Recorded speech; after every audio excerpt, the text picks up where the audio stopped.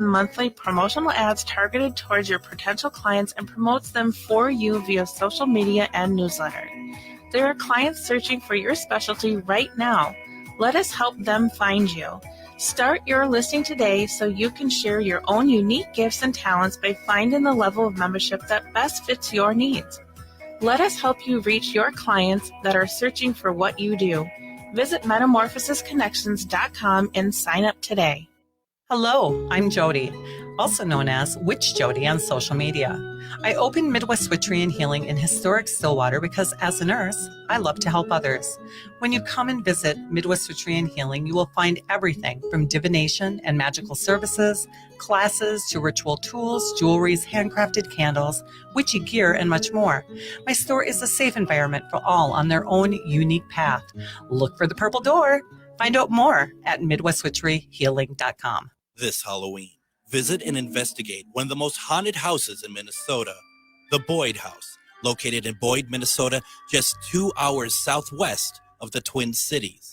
Other people who have investigated the house heard audible, disembodied voices, seen shadows and apparitions, and so much more. Book your overnight investigation at BoydHouse217.com. No need for a hotel. You could stay in the house if you dare. With your AM 950 weather, I'm Brett Johnson. Look for partly cloudy skies tonight with a low around 40, Saturday partly sunny with a high near 52, and Sunday sunny with a high around 56. Get a taste of authentic Szechuan and Mandarin cuisine at the Great Wall Restaurant. From hot and sour soup to Peking duck, they've got all of your favorites covered. Conveniently located just south of 50th and France in Edina, order for takeout or view the full menu at GreatWallEdina.com. That's GreatWallEdina.com. Portions of the following program may be pre-recorded. The views expressed and the opinions given by the individual host, guest, random reptoid, or chupacabra may not necessarily reflect those of AM 950 Radio, its affiliates, or its sponsors. Now, it's time to step into the unknown.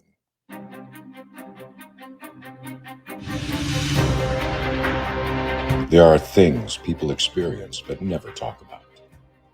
A shadow moving in the corner, flickering of the lights, a disembodied voice. We invite you to talk with us. Share your story, share your experience, because this isn't just your story. This is our story. This is Ghostbox Radio with Greg Bakken. And this is Ghostbox Radio on AM 950, where every night we talk about the paranormal, ufology, Bigfoot, and so much more. My name is Greg Bakken, and thank you very much for joining me tonight. It is Casual Friday, so we're very excited about that. You know the rules, right? Casual Friday, anything goes. I have a lot of stuff I'd like to talk about today, but if there's something that you would rather talk about, then go ahead and let me know, and we will figure it out. We'll put it in. You know, a couple things I want to ask you all about, if you are open to it, and if you want to, take part in the comments section. You know, I'm going to ask some questions, put it in the comment section. If you want to answer it, you don't have to if you don't want to. And those listening at home, just enjoy. Normally Friday, we would have Adam with us, Thursday and Friday, but Adam is under the weather. So everyone, please send your best wishes to him. We obviously want him to feel better soon. So just note that. So it's just me here tonight. And, there's some dark and creepy things we're going to talk about, and what better way to do so than to do it at the station by yourself, with no one here, with no lights on, and from there create such wonderful memories of dark and creepy studio. So that's what I have going on for me tonight. A couple things I want to talk about. First of all, I just have to say I feel good about something, and what that is that all this week, I have had guests on where they've been showing me pictures, and I've been putting them online during the program. And I know that the majority of the people who partake in this program is actually our radio listeners, but they couldn't see what I'm talking about. Now, we did our very best to explain what we were looking at, though the visual experience was so much better. And there's some really cool things that we had shown. But I don't feel so bad anymore because I was listening on my way back, Patty Vasquez, Driving It Home with Patty Vasquez, which airs immediately after my show. And and she was talking with cartoonist Scott, and they were talking about, they're showing each other pictures and stuff. And then she's just like, this makes great radio, doesn't it? And I'm like, yes, thank you. Yeah, that's exactly how I felt. But, if you want to see what we're talking about, especially Monday when we had Angela Boley on, which was a psychic portrait artist, and some of the stuff that she had shown us this week, wow, really incredible. Go to Ghostbox Radio with Greg Bakken, and you can rewatch. If you're a YouTube fan, we have a channel there, MN Ghostbox Official. There isn't an unofficial one, but someone already had took MN Ghostbox, so that's why I took it. Go there. All of my shows visually are there in case anyone cares. If you're going through the Facebook page, I post a lot of stuff throughout the week, so some of it might be harder to find. But if you go to MN Ghostbox Official, I do have all of my radio shows, the video of it there, all of them. So it's really good. We had that. Now I had a number of people reach out to me today because last night we aired that episode with Bishop Christina Rake talking about fact versus fiction when it came to the Exorcist films and the purpose of it. If you haven't listened to this, I think you're going to want to. This was an amazing episode. We had to pre-record it because Bishop Rake is in bed by this time, and that's fair. So what we did is we pre-recorded it for Thursday. It's never aired before. Thursday was the first time, and we had her on, and she's an exorcist, and we went through different things in the Exorcist film that Regan had gone through, that the two children and the new one had gone through. And it was like, Bishop Rake, have you run across this before? And we also talked about her most recent exorcism that she took part in, really light subject, right? Really, really light and fluffy sort of a conversation for a Thursday. And we also talked about her demonology course. And we had a number of people reach out and ask me what the email address was for the demonology course. And you can go back and listen to it if you like, but I am trying to get it from her because I don't remember. And I asked her, and her response was, yeah, it was a lot of fun, wasn't it? So I don't know. Maybe I don't know how to write anymore. But the thing is that I will get that. I will post it to my Facebook page, Ghostbox Radio with Greg Bakken, this weekend. We'll put that there so those can take part. And remember, none of that money that she gets for the classes goes to her. It goes to her ministry that she helps children with and stuff. So, and once again, I'm going to say this. I feel like I have to say this because I actually just got a call from someone yesterday who is outing people that I know who are demonologists who actually never really did any true study to be a demonologist.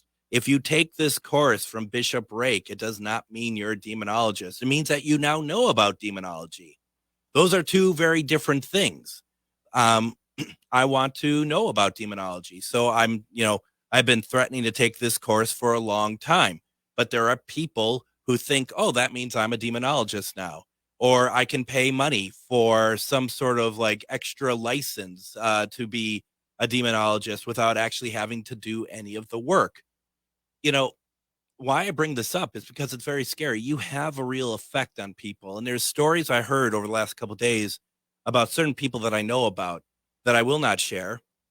It's not my place to share, but I think it's going to come out and it's going to be pretty scandalous. And the point is that eventually you will be caught if you are not doing the work. And if you are a fraud in what you say you are, no different than if you're a fraud trying to be a doctor or something, it catches up. And, there's just something about this field. And I know it's not the only field on planet Earth that's this way, but there's something about this field that just makes people want to just go straight from don't know much about it to wanting to be an expert. And I do not understand what it is. And I posted about it that I just don't understand. I posted about it this week about people who think that they're celebrity ghost hunters because they've done like one investigation. It might have been on YouTube or something. I just don't get it. I really don't. And it's so frustrating. Heather, let us know. You have a question about demonology, demonologists. Let me know. I can help you. I'm fairly certain. If not, I will be very honest and tell you I can't. And I can find an answer for you if you like. So if you feel free, if you want to share on for the show. So I'm going to get off my soapbox about that. There'll be another day about that. But honestly, there's something about this field that you do something in it once and you suddenly go on to think that you are an expert in it. So, there's a guy, and I think I've told this story before. There's a guy, there was a show called Ghostbait. Anyone remember that? They would take people, put them into a haunted location, put like a burlap sack over their head, and like wait for ghosts to do stuff to them. And one guy, he had been on it, and it's probably a 15-minute segment. I don't think it's a whole program. He was on it. And next thing I know, because he befriended me on Facebook, it's like, oh, okay, no problem. And then he started sending me links to stuff like, oh, you come to my Facebook page, I can't remember his name, fan appreciation page is what he called it. His name and fan appreciation page for being on Ghostbait for, I don't think, a whole episode. Even if it was a whole episode, there are no fans appreciating you. I'm sorry. It's just how it is.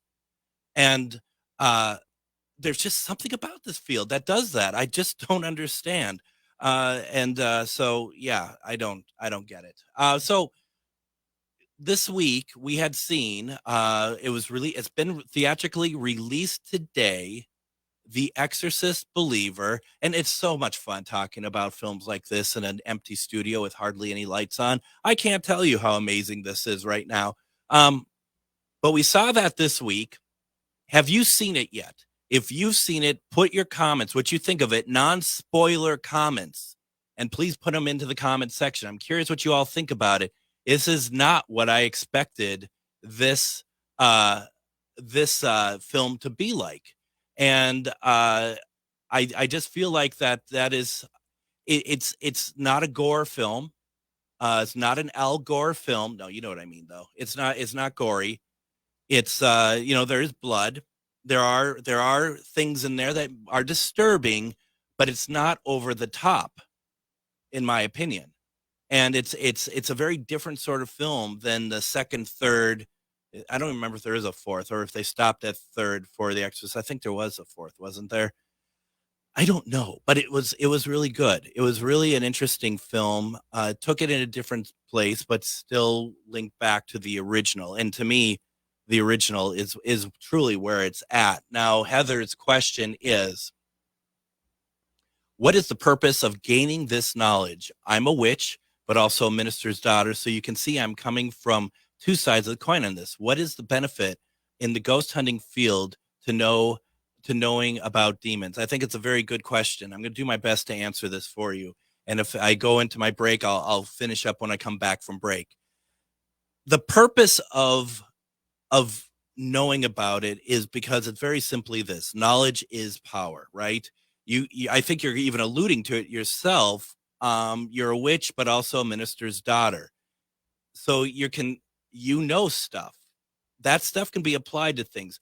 Just because I know about it doesn't mean that I necessarily am going to ever be a demonologist or anything like that. But I know stuff, and I have people that come to me for paranormal investigations. They want me to maybe help out on cases or whatever else. And as most of you may or may not know, when you have people coming to you to take part in a case, do something in their house, try to get either some sort of an arrangement with the spirits there. They're gonna always say, most times right away, I get they've already told me it's a demon. I think it's a demon here. Well, there's four stages to demon depression. And so I'm kind of clicking those off in my head if someone is telling me that they think it's a demon. That's knowledge. I know how spirit works. I know the type of things that spirit does. I know the type of things that demons do. Demon, if you have possession, oppression from a demon, you're not going to say to me, I think it's a demon. You're going to say to me that this is the worst possible experience of my life, and it's probably not even going to be you that says it. It's going to be somebody else, because you're not even going to know it's happening, or you are too deep in already. That's knowledge. Once again, I have knowledge. With that knowledge, I'm not going to be like, well, I'm going to go now and I'm going to do some demonology stuff and blah, blah, blah. Because that's not my place. I'm not a demonologist. But you know what? I know a lot of them. I know demonologists. And from there, I can collect information and I can hand it along to someone like Bishop Christina Rake, Bishop Rita Strugala, Bishop James Long. There is a number of them that I can send that over to, talk over the case with them, maybe even sit in on an interview process with our client, the way that I originally did with them. I can give my opinion, but then there's a point that I hand it off to the right people.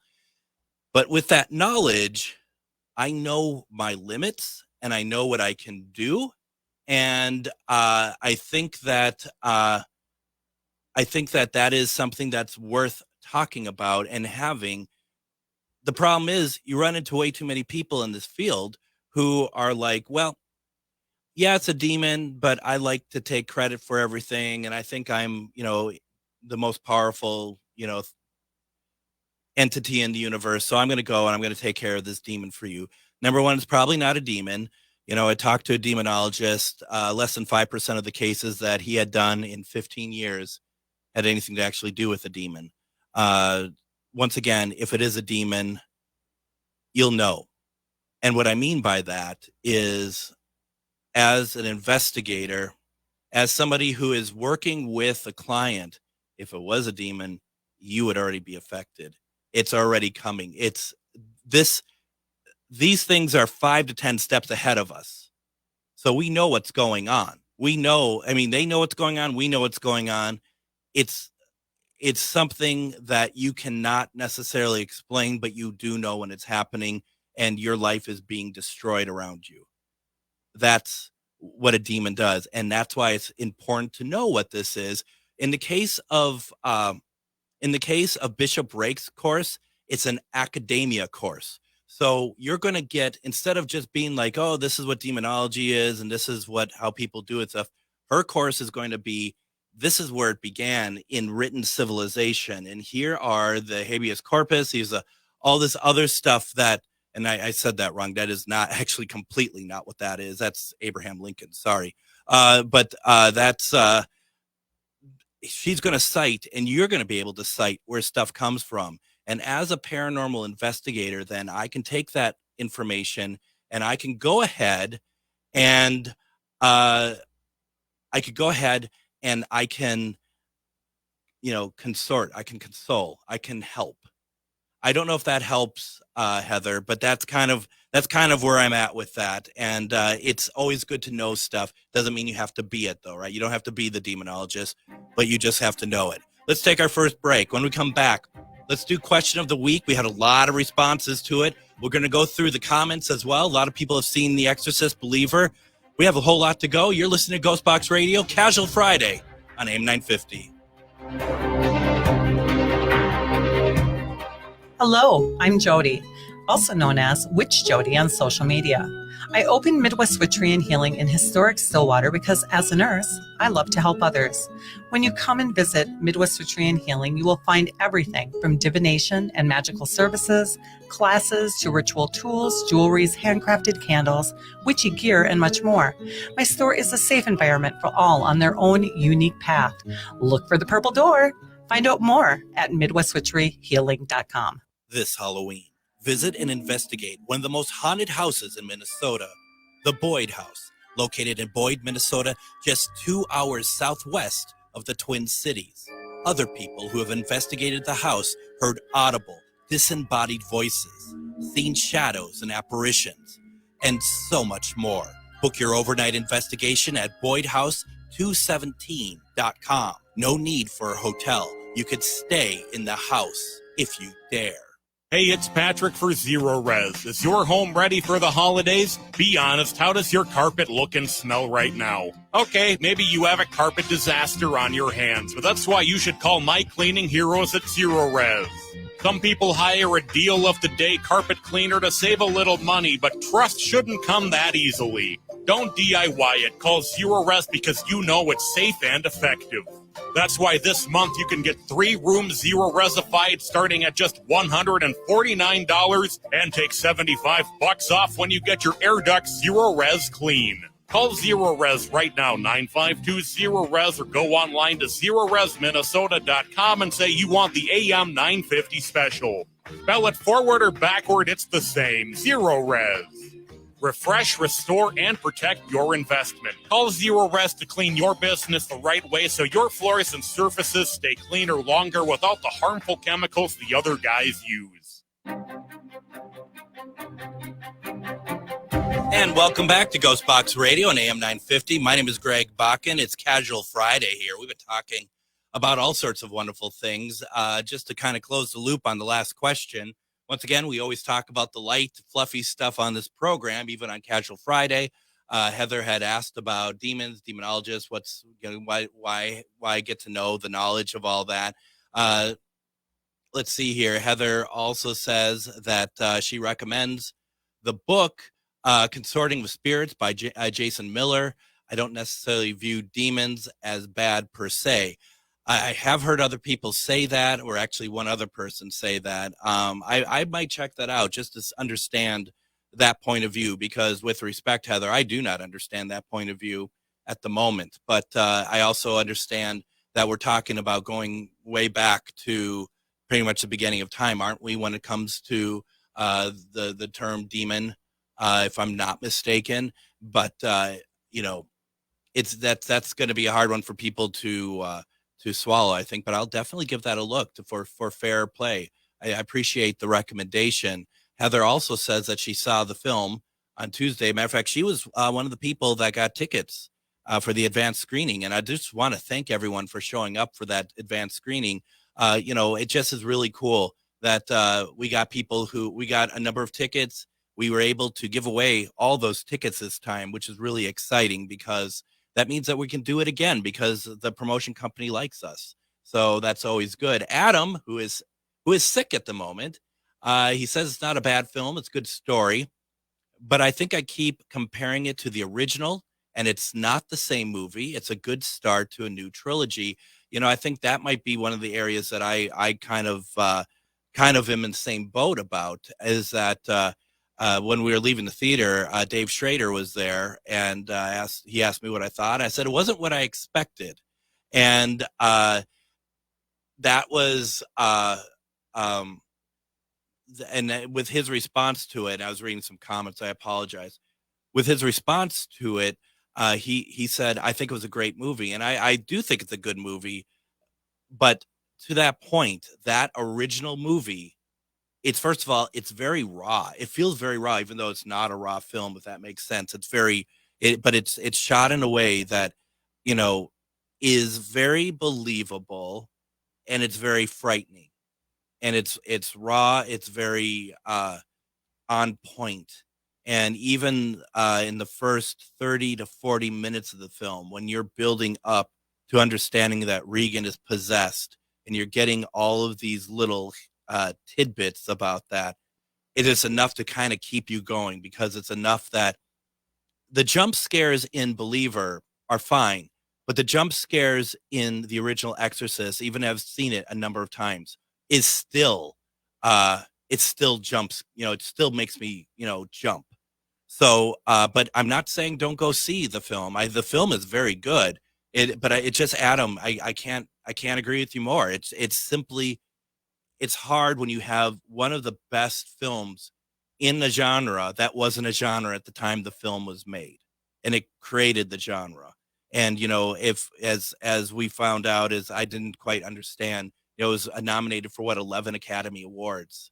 I mean, it's pretty incredible. So yeah, it's pretty good.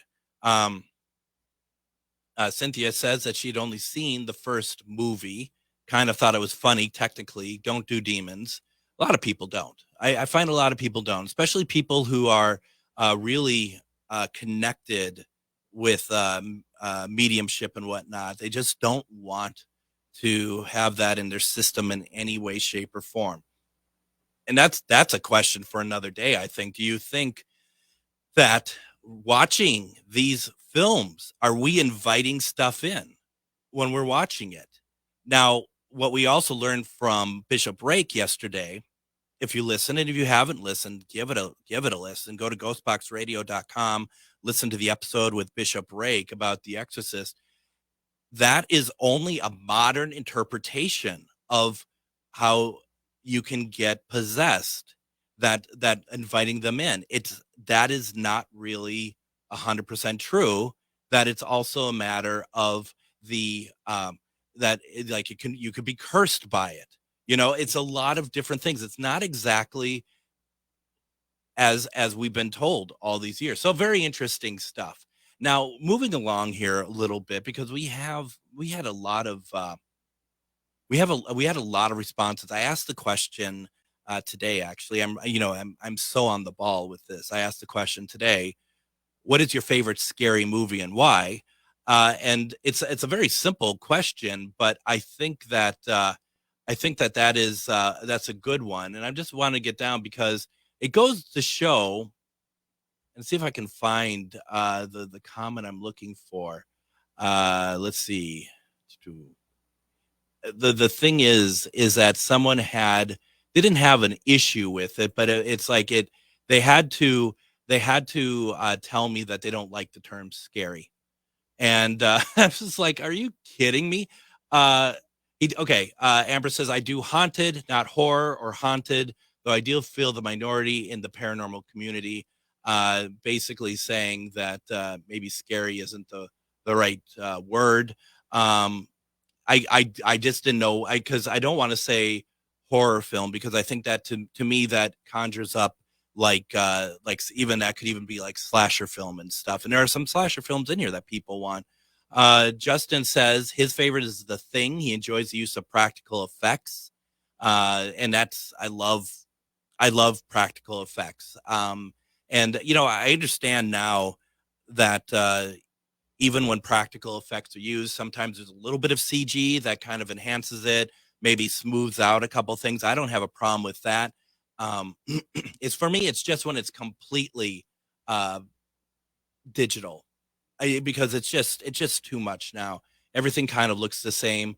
Zanzi says, and I think this is a really good point, Alien. And Alien is a horror film. It is truly a horror film. And it's one of those that is just pretty incredible that that you can have this wonderful space. In space, no one can hear you scream.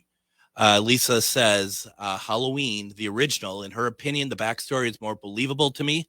Locked up psychopath, escapes, etc. I think Rob Zombie did a good job with the remakes and delved more into the possible backstory of Michael and possibly why he started his killing spree. And then she says Strangers is very close second. I'll say this about Halloween. I do like, and I think to someone else, I said the exact opposite. You can see how really coherent of a human being I am. With Halloween, so you had Halloween and you had 1,000 other films of Halloween.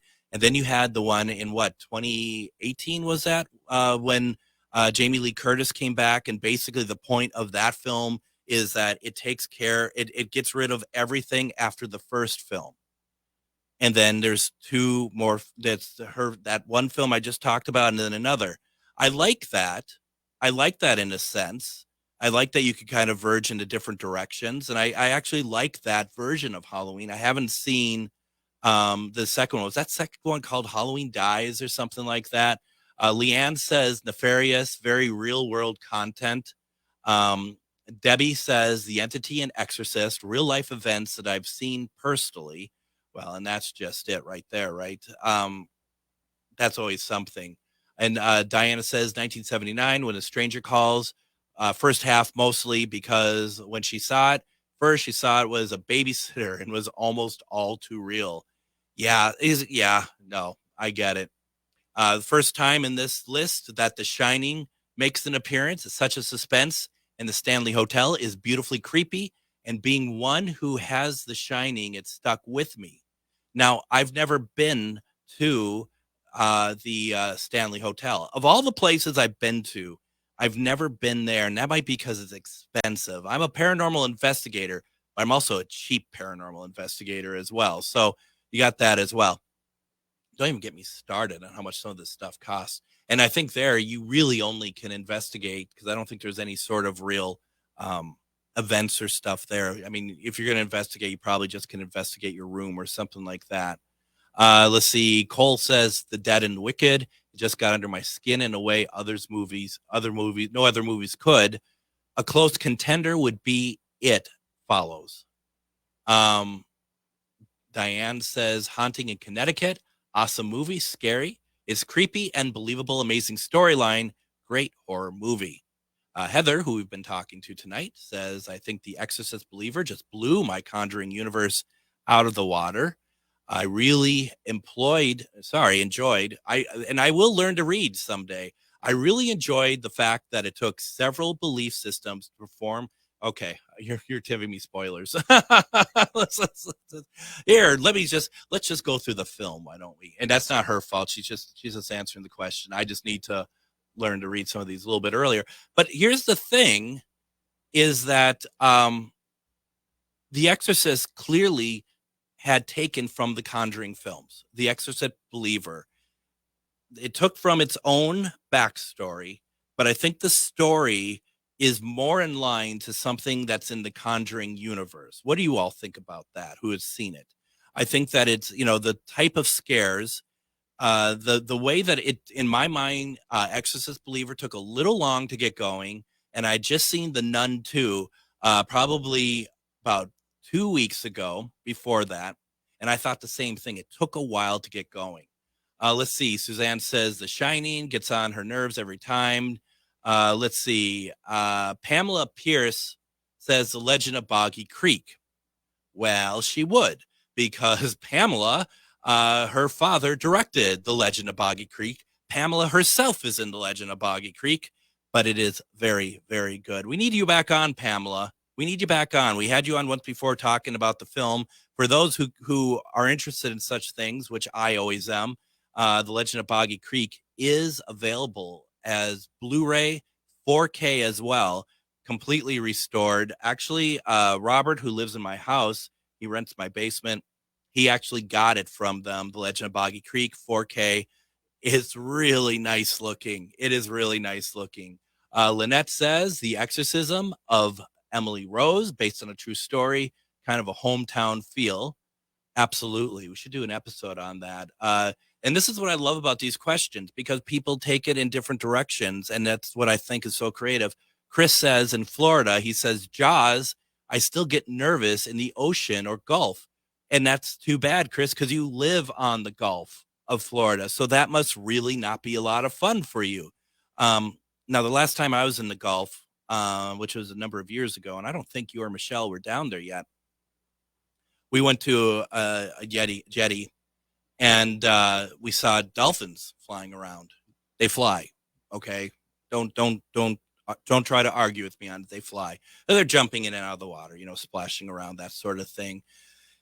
Beautiful, actually. I haven't been down to Florida in a very long time. And Heather thought that the Nun 2 was great. It was great. I thought the first one was better, though, if I were to be completely honest with you. What else do we got here? Susie says Cabin in the Woods. It was different and a great cast.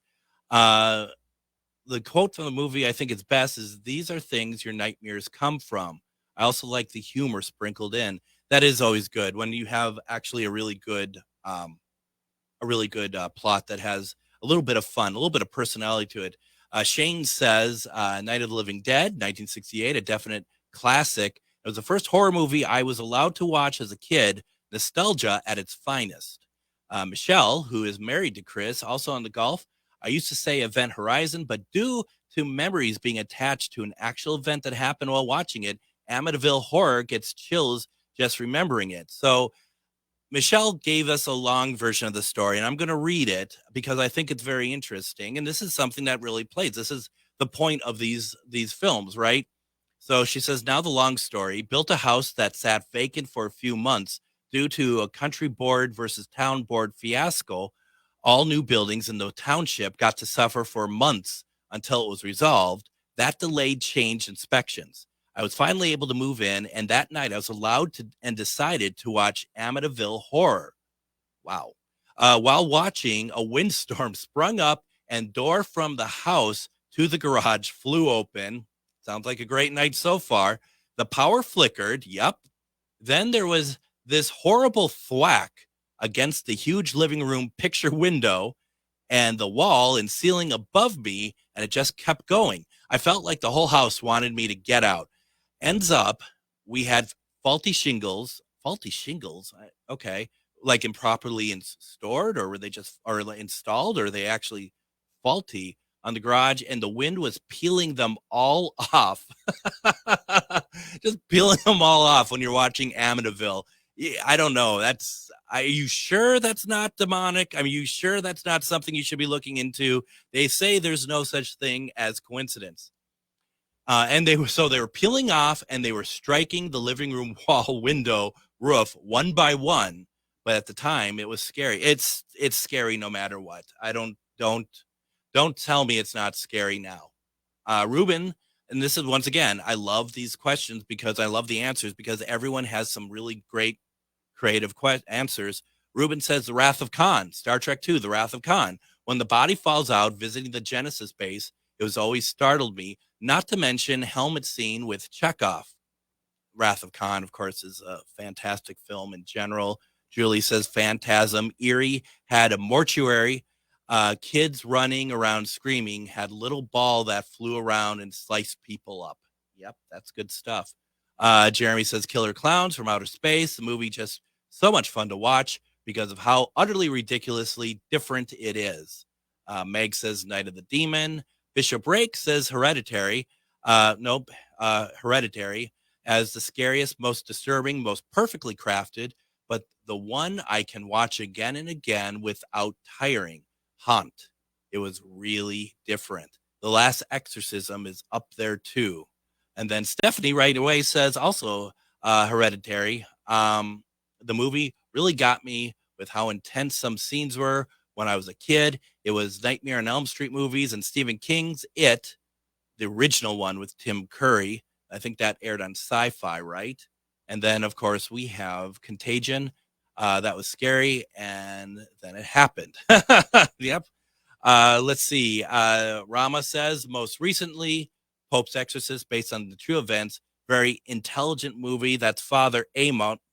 And the thing about that is that we talked about that film, or we talked about Father Amort with that documentary. That leads us all back to The Exorcist, doesn't it?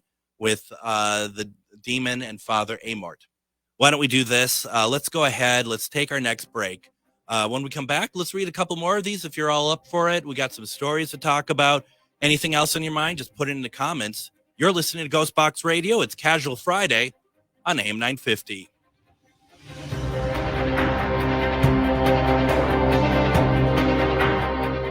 Reach your highest level of consciousness and well-being with metamorphosisconnections.com. Metamorphosisconnections.com is an online directory of the best holistic and metaphysical practitioners to help you make your most informed choices. You can search metamorphosisconnections.com for classes, events, wellness and life coaches, plus metaphysical products and shops. You can also search for a wide array of healers from all modalities, including EFT, sound healing, energy healing, light therapy, ancestral healing, shamanic healing, reflexology, past life regressions, hypnotherapy, yoga, and more. And if you're not sure where to start, the search feature on metamorphosisconnections.com is tailored to help both those who know what they are looking for and those who are just starting. Come explore the possibilities for your higher self by visiting metamorphosisconnections.com. Their experienced practitioners can guide both beginners and those that are already on their spiritual journey. That's metamorphosisconnection.com, your link to direct you on your spiritual transformation. Magus Books, your multicultural spiritual supply store. Stop in and expand your horizons with books, classes, readings, and supplies at magusbooks.com or in our shop at 1848 Central Avenue Northeast in Minneapolis. From the best incense to beautiful statues, we have supplies and books for your spiritual explorations. Come in and chat with our knowledgeable staff and get what you need for your next adventure, whether you're fighting ghosts or opening your third eye. Check us out today at magusbooks.com. Nightingale is your cozy, comfortable neighborhood restaurant in the Whittier neighborhood at 26th and Lindale. Nightingale has patio, dining room, and bar seating available. Plus, they still have takeout and delivery. Their menu has lots of delicious options like the famous Nightingale burger and fries, ginger tamari chicken wings, smoked chicken liver pate, and more. They're open from 5 p.m. to 1 a.m. daily with their full menu until midnight. So make the friendly neighborhood Nightingale your go-to restaurant in South Minneapolis. Place an order, make a reservation, and more at nightingalempls.com. With your AM 950 weather, I'm Brett Johnson. Look for partly cloudy skies tonight with a low around 40, Saturday partly sunny with a high near 52, and Sunday sunny with a high around 56. Experience the bold flavors of Szechuan and Mandarin cuisine at the Great Wall Restaurant. Indulge in their menu favorites like the hot and sour soup, sesame chicken, and Peking duck. Order for takeout and view the extensive menu at GreatWallyDina.com. Conveniently located just south of 50th and France and Edina. Again, GreatWallyDina.com. And join us Monday on Ghostbox Radio with Greg Bakken. We're going to do something a little bit different, but one of my favorite people in the world, Scott Michaels, is going to be on Monday. We're going to be talking about old Hollywood. He does a site called findadeath.com. He also did Dearly Departed tours in Hollywood. He has taken a lot of stuff from homes that are being destroyed from the stars and stuff. He has stuff that had once belonged to Lucille Ball. We're going to be talking about what the fascination is with celebrities and their deaths and stuff. And if you go to findadeath.com, you're probably not going to leave there. You might be like, oh, this is horrible. Why would you write about stuff like this? And then next thing you know, 5 hours have passed. And you're going to be like, oh, okay, this is really interesting. He is amazing. And if you want to see him in action, actually watch the Ghost Adventures episode at the Cecil Hotel. He is actually in the second part. They bring him in, and he's there for a bit, and he gets affected. So if he's okay talking about it, we're going to talk about that as well. So that's Monday on Ghostbox Radio. Really pretty excited to have him on. We've been talking about this for a while, and hopefully he's good. He's also somebody, and I don't think we'll have time to really touch on this, he's a bit of an expert on the Sharon Tate murders. And so there is certainly a lot to talk about there. Before we get back to things, Brianna says that, yes, definitely believe you can catch spirits from watching horror material. So be aware, people. Also, Brianna, we just heard your voice on the Mega's book spot. Sound great. She did a bunch of different commercials for that, different styles and stuff. It's really cool. I'm glad that you really got into it all. It sounds really, really good. So yeah, we're going to, and Heather's aware of findadeath.com. It is it is really something. So yeah, definitely tune in, have questions, all that good stuff.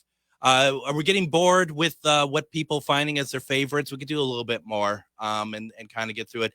I just love hearing people's opinions, because I just love to know where people are coming from with what they think and stuff. And Danny said, and this, I was waiting for this to show up, and I was surprised it took so long to show up on the list. Pet Sematary, and just watched the most recent movie, Pet Sematary Bloodlines, which is on Paramount Plus, if I'm not mistaken. Pretty decent storyline and twists and turns in the movie. Highly recommended. The original Pet Sematary, 1989, has Fred Gwynn in it, of course. Herman Munster, he is fantastic in it. Also, Denise Crosby is in it as well. I think it's a fantastic film. I bought the Blu-ray for it. Never really watched it. I do want to see it again. It's very creepy, a very creepy film. The book is very good as well. Michelle says Dale and Tucker versus Evil. Maybe not scary, but freaking funny. Also, The Prince of Darkness from 1987. Not sure if it would scare me today, but still think it's a movie every time I see a mirror. Let's see here. Chris also says Phantasm. Kim says The Ring, the flashing images that stay with you. And once you find out what The Ring is, it's a great movie. Now, Cindy and I are on the same page. And this to me is my favorite scary movie. Okay. Now just hang with me on here when I talk about it. Salem's Lot, 1979. That miniseries is fantastic, and it holds up very well. I think what I'd love to do as a video editor, I'd love to take that film and just cut a couple seconds literally from every scene, like just cut it out and just make it a little bit tighter. But I think it's a fantastic film. And if you have a chance, go check it out. But you have to find the version that is the 2-part miniseries. That is such a great, great film. And it is like, it should not have been on television for that time period. It scared, I was 5 years old, and it scared the you-know-what out of me. It really, really was a frightening film about vampires. It has all the wonderful things I love in horror. You know, Stephen King. It's vampires taking over, and they're almost like zombie vampires in a way because they are so transformed after they get bitten. So you have that. It's it's on the East Coast. You know, it's Salem's Lot, Jerusalem's Lot. You know, all these elements to make a fantastic story. The book is really good. The film is very good. Read the book. If you've seen the film, still read the book because they are similar but not the same. They're very good. I'm going to get somebody on in a couple weeks who is very well versed in the Salem's Lot film, and we're going to be talking about it. Also, we are going to have on in a couple weeks a friend of mine who does a podcast called Frankenstein Minute, Bill Evenson, and I'm going to have him on to talk about the Universal Frankenstein films because I think they're wonderful. We're in October, folks. You know what that means. It's Halloween. These are the perfect films to watch during that period of time. So we're definitely going to be having him on to talk about it. Anything else here that is really, I mean, Nightmare on Elm Street. First time Rye says, Scream always makes me feel nostalgic. I wish the 90s never would have ended. The world sucks today. Well, I don't, yeah, I mean, I could go either way on that. I do have to admit, as being someone who in the 90s, I was in my 20s, boy, that was a fun period of time. There really was. That part, right, I agree with. And you're right. Scream definitely has that 90s mentality of telling a story. And it works good. I mean, to my mind, that was the first time, and I know other people will disagree with me and say that time was other times, that the 90s, when we're talking the mid to late 90s, was when people who had grown up watching stuff that was made in the 60s, 70s, and 80s, they were in a position to take properties, to take these stories or like stories, like the genres, like the horror genre, and flip it on its head. You know, so obviously Scream is kind of a takeoff on Halloween or Friday the 13th.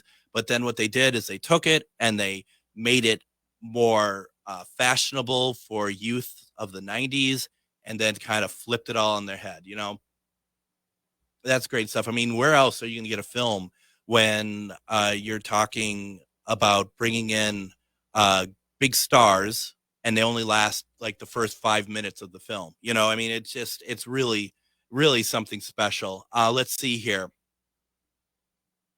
Justin says Werewolf by Night. Let's see here. Kind of gets Emily says Get Out is a perfect movie, and she thinks perfect movies only happen once every 30 or so years. So I feel sad for you because I don't think that's necessarily true, but to each their own. It's also a different movie when a person watches it a second time. That's true. Now, Melissa says you're going to think it's funny, the Blair Witch, because growing up, strange stuff like that happened on the farmstead where I grew up. I think Melissa's out in North Dakota. Watching that brought back same fear I had back then. I do not think it's funny at all. I think that that is very valid. And Blair Witch was huge for its time period, and that to me, Blair Witch is what got us to like the Paranormal Activity films. I mean, and I'm a big fan of those. I didn't see anybody mention those at all during the questions, but I think that those are still pretty good films. What else do we got here? Um, let's see here. Jill Jade, she says, I see what you did there. The Shining, just loved it since I was a child. Not only is it cinematography beautiful, the story is mysteriously suspenseful, and all the actors do a wonderful job pulling us into the character's experience. It's both chilling and powerful in the supernatural sense. The imagery has stayed with me like no other horror film has. Thank you, Stephen King, for producing such fine work. Your stories leave us gasping, yet yearning for more. So there you go. And then Carolyn says, the older 80s horror movies stick with me, probably for childhood trauma reasons, right? There is an old campy one called Dolls that makes me look at dolls in an unsettling way.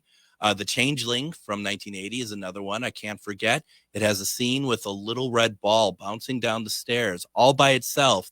With one was also based on true paranormal story, she believes. That's good. Yeah. Yeah, those would be interesting to see. I've not seen Dolls. I mean, that sounds creepy. Let's even talk about this. I mean, what do you all think about, like, this is going back to the 70s, so some of you may be too young for this, but Dan Curtis, who created Dark Shadows, who had a hand in the Kojak the Night Stalker. What about the Trilogy of Terror? Have anyone ever heard of that? That's not a film. It was a television thing in the 1970s, and it was 3 stories. And the woman, and I'd have to look up her name. I don't remember what her name is, the star.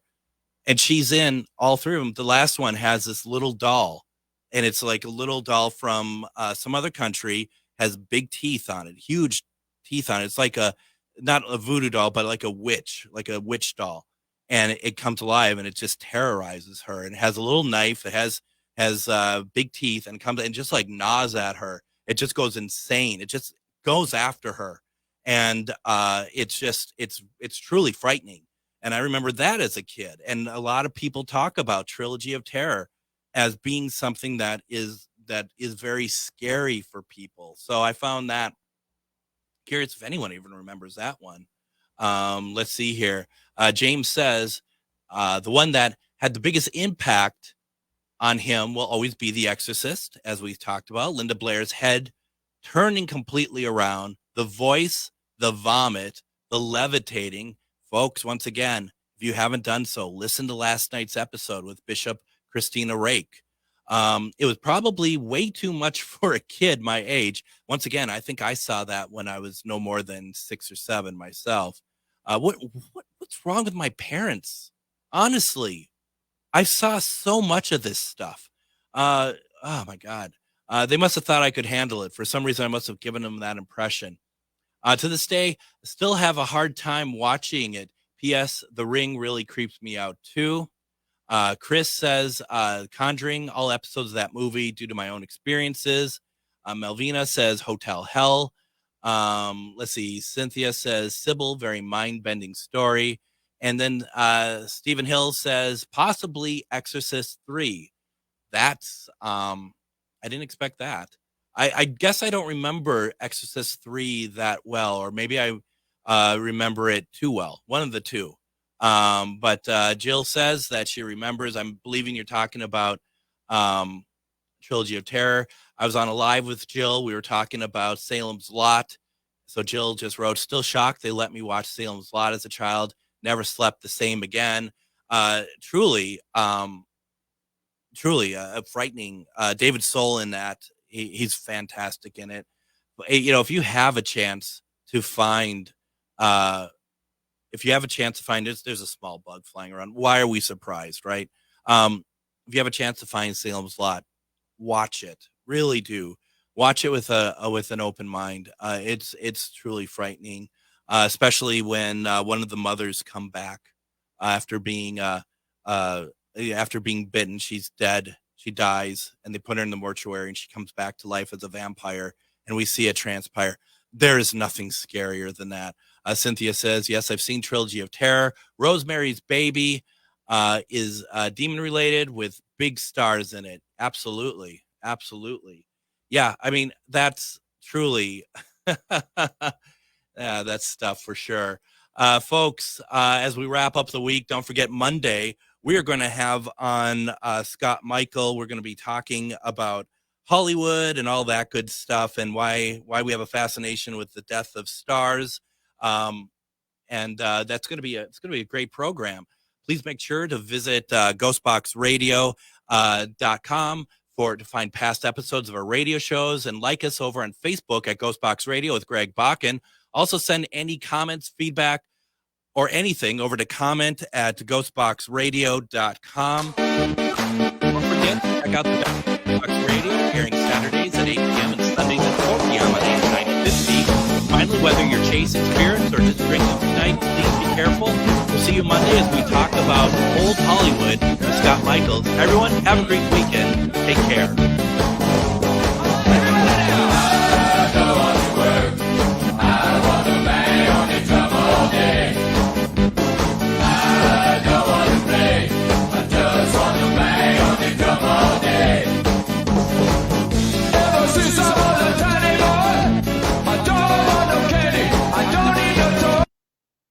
Hi, it's Matt McNeil. Listen to the Matt McNeil Show from 3 until 5 weekday afternoons right here on the Progressive Voice of Minnesota,